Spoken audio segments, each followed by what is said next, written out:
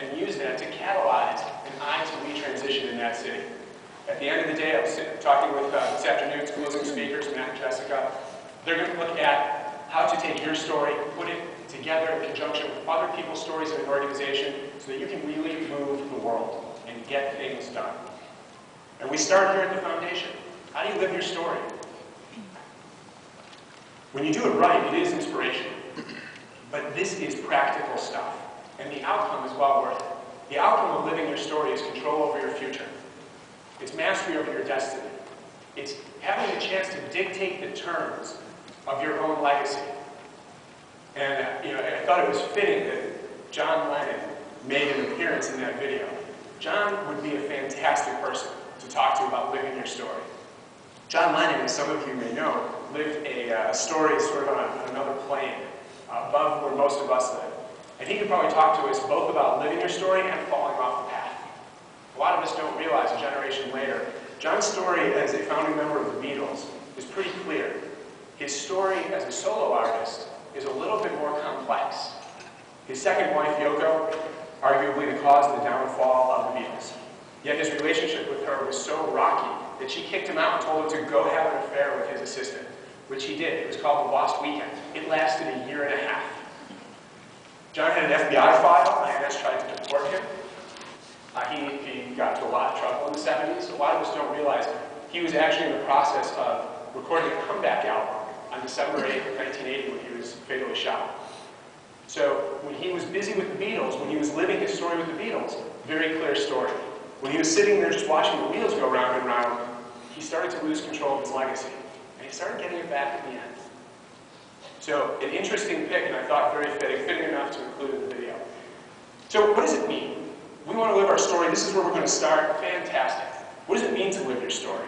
Fail spectacularly. Here's the punchline of the day. Go out, live your own story. Don't worry about the ending. Let the ending take care of itself. Don't be afraid to engage because your story might go south. There's no guarantees for the future, so go do your thing. That's the punchline. Now, if you need to go to the restroom or you get an important call, fine, you can go, you can do it. You'll have gotten the punchline of this morning's talk. And by the way, I know a lot of you have your PDAs, a lot of you have iPads.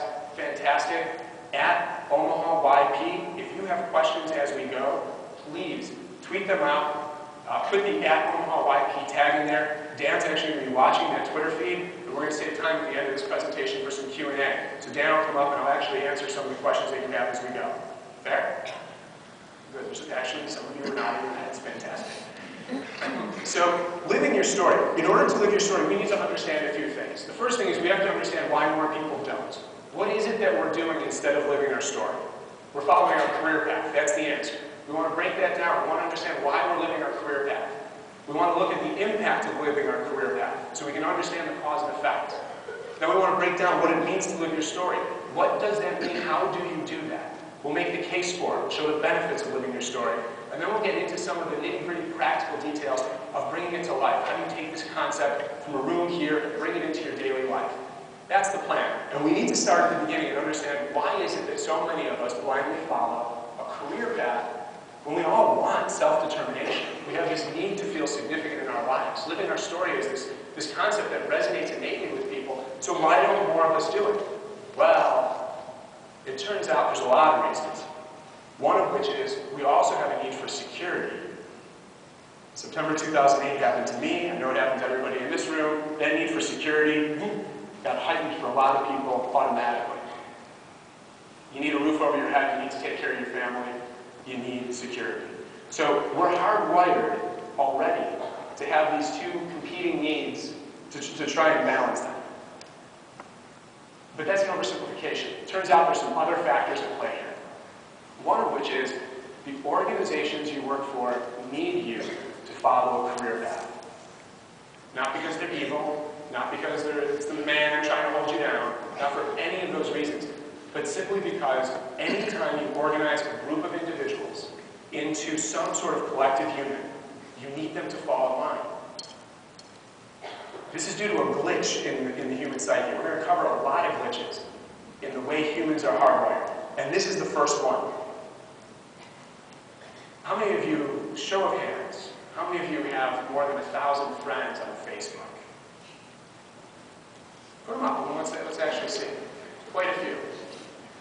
turns out the human brain can only manage 148 relationships at a time. Really? That's it. 148. Standard deviation takes us from 100 to 230. That's some cleaning If there's up to 1,000 do. people in this room, that means that 667 of you can manage somewhere between 100 and 230 relationships in your life. Probably about 150 of you can go north of 230. 150 of you may struggle to get up to 100. On average, it's 148. 148 is actually called Dunbar's number. We know Dunbar's number because of the work of a gentleman named Robin Dunbar. He's an anthropologist. He's based in London. For the last few decades, he has studied primate culture and early human civilization. He now studies social networks. And what he's discovered is, after about 148 individuals, societies start to break down. And it doesn't matter what kind of primate we're talking about. Monkey, chimpanzee, baboon, gibbon, ape, take your pick, human. Our brains start to choke at 148. There are things that we do to maintain relationships. And there are not enough hours in the day to do those things with more than another 147 individuals, give or take. So as soon as you put people in a room together, as soon as you put them in an organization, we have a problem. The leader of the organization needs to know where everybody is, needs to have a relationship with everybody in that organization, but can't. You have 500 people in an organization, can't do it. I physically am not wired to manage these relationships. And by the way, I don't just need relationships with the people in the room. I need relationships with all the organization's stakeholders. The shareholders, the vendors, the bankers, other lenders, the creditors, customers, prospects. Oh, and by the way, there's my family, my friends, my neighbors, my fellow PTA members. Those 150 spaces go quickly. And so what organizations do, and this isn't just businesses, this is any organization you've ever been in. School, church, military, doesn't matter. What organizations do is they start to create structures, and they start to drop you in those structures. In an organization, these might look like functional work. You have accountants, you have financial people, you've got product engineers, you've got salespeople, you've got marketers. We start to create these functions so that instead of thinking about my organization as having all of these 500 different individuals, I can think of it as having maybe 7 different functions. And I just sort of pigeonhole all my accountants as sort of being roughly the same. So that if I've got 17 accountants, they don't take up 17 spots in my brain, they take up 1. And that's nice. But you know what happens? People get restless. People start raising their hands and saying, I'm more than just an accountant. What about me? And then the organization comes back and says, okay, all right, you're right. What about you? And as soon as the organization does that, as soon as the leader recognizes one individual, guess what happens? Well, I'll tell you what happens. The other 499 people stand up and say, well, what about me too? And now the organization's back to the same problem it had a minute ago. So what do? Well, they create paths. They say, okay, we've got our functions. It seems to me we've got some high potentials. It seems to me we've got some functional experts. It seems to me we've got some pluggers. And then we've got some problem children that we have to deal with. So if you've got 7 functions, 4 paths, 28 spots are now taken up by everybody in the organization. Still a much more manageable number. And again, it's not evil, but it's something that has to happen in order to keep us in line. Now here's the problem. The problem is that there should be tension between the individual and the organization. That individual should be raising their hand, trying to get noticed. In a respectful way, and you can't break the social glue that holds everybody together. But you do want to be recognized for what makes you an individual. And when you start following that path, when you start saying, okay, put me in my box, I will occupy this box, what you're doing is you're stripping away all the things that make you an individual and you're playing to the average. The average household in America is 2.7 people living in. You cannot set the table for 2.7 people. There is not a single home in America that is average. When you're at work and you're following that career path, you're following a path developed for the average person in your box.